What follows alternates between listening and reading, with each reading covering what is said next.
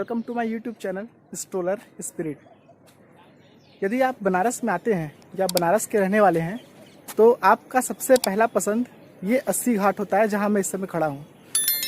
हम 80 घाट हमेशा आते हैं, सभी ओकेजन्स पे आते हैं, लेकिन मैं इस वीडियो के माध्यम से आपको इस घाट के बारे में कुछ ऐसी जानकारियाँ दूंगा जो शायद आपने पहले कभी नोटिस नहीं किया हो। कुछ ऐतिहासिक बातें करेंगे, कुछ सांस्कृतिक बातें करेंगे और बहुत सी कुछ जानकारियां हम इस घाट के बारे में आपको बताएंगे इस वीडियो के माध्यम से। 80 घाट काशी के महत्वपूर्ण प्राचीन घाटों में से एक है। यदि गंगा के धारा के साथ साथ चलें तो यह वाराणसी का प्रथम घाट तथा काशी की दक्षिण सीमा पर गंगा और 80 नदी के संगम का क्षेत्र है।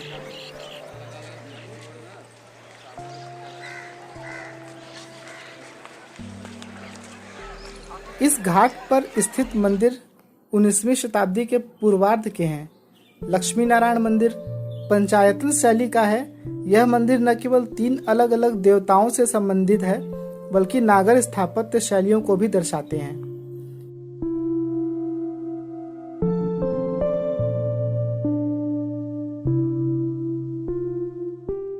असी संगमेश्वर मंदिर काशी खंड में वर्णित शिव मंदिरों में से एक है, जिसके दर्शन पूजन का विशेष महत्व है।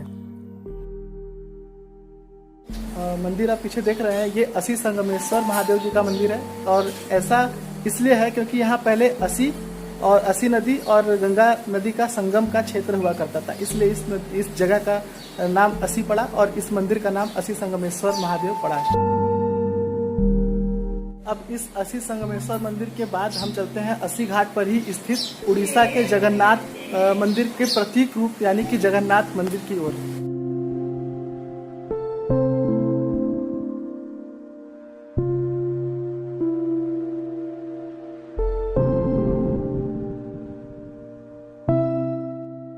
मूर्ति मिली थी, उसको मतलब आगे स्थापित किया गया और उसके बाद से चल रहा है। जगन्नाथ मंदिर पुरी के जगन्नाथ मंदिर का प्रतीक रूप है। 18वीं शताब्दी के उत्तरार्ध में इस मंदिर का निर्माण जगन्नाथपुरी के महंत ने करवाया था।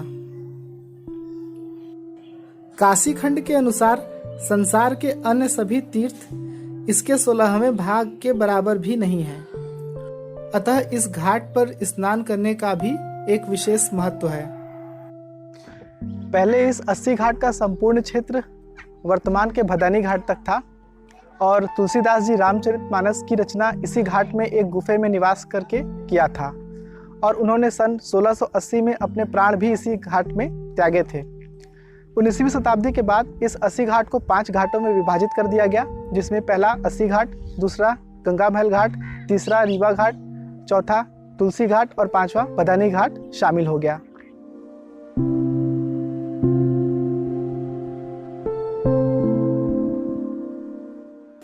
उन्नीस 1902 में बिहार के सुरसंड राज्य की महाराज बनारस प्रभु नारायण सिंह जी द्वारा इस जगह का क्रय किया था घाट और मंदिर के निर्माण के लिए, लेकिन 1927 में उनकी आकस्मिक मृत्यु हो जाने की वजह से इस घाट का तो निर्माण नहीं हो पाया, लेकिन इस पंचरत्न मंदिर का निर्माण हुआ, जो कि अपने कलात्मक शैली का एक नायाब प्रस्तुति है।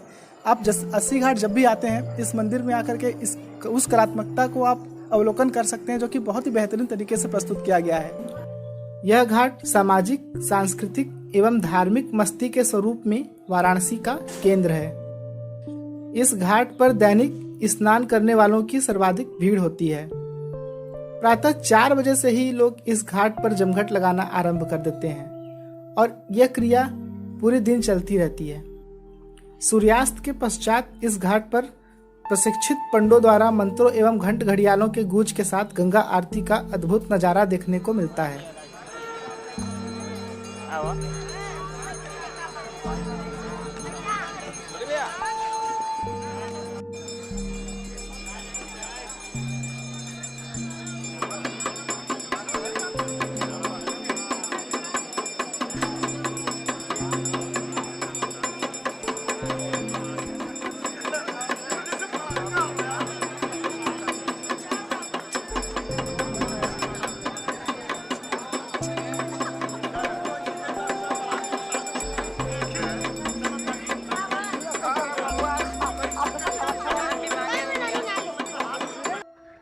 वाकई इस 80 घाट का जो स्वरूप है वह सुबह के समय कुछ और, दोपहर में कुछ और शाम को कुछ और ही होता है। तो आप बनारस आते हैं तो एक बार 80 घाट ज़रूर आइए।